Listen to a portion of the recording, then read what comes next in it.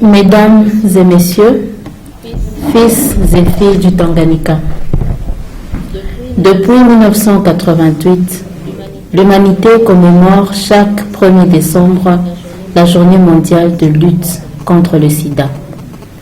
Une première journée dédiée à la santé au niveau mondial.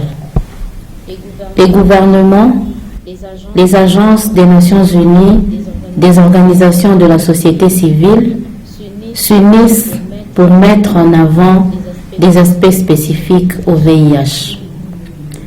Des événements de sensibilisation s'organisent dans le monde entier. Le ruban rouge, signe universel de reconnaissance, de soutien et de solidarité envers les personnes vivant avec le VIH, est porté par de nombreuses personnes. Des personnes vivant avec le VIH prennent parole pour sensibiliser aux défis importants de leur vie. Des groupes de populations clés, des adolescents et des jeunes, ainsi que les organisations de la société civile impliquées dans la riposte au VIH-Sida, se mobilisent en faveur des activités visant les communautés et procèdent aux actions qui renforcent les activités de la lutte.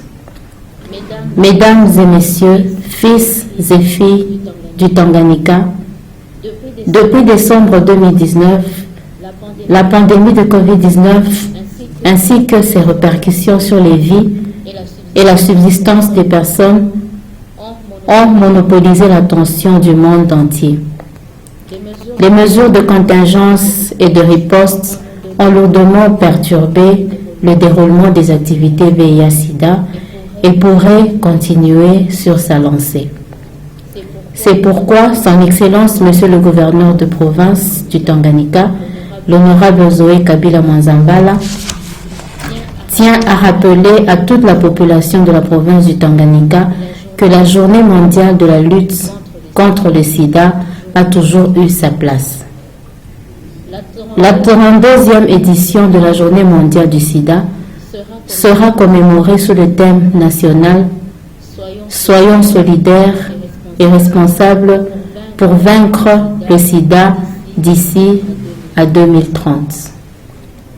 Mesdames et messieurs, fils et filles du Tanganyika, je tiens à vous informer que le Tanganyika n'est pas épargné du fléau mondial qui est le VIH-Sida. Selon les statistiques disponibles, environ 4566 personnes sont suivies sous traitement antirétroviral dans nos formations sanitaires, parmi lesquelles les femmes enceintes. C'est pourquoi nous réitérons notre ferme engagement dans la lutte contre le VIH-Sida dans notre chère province du Tanganyika. Par ailleurs, le monde entier célèbre cette journée en organisant une série d'activités le long du mois de décembre.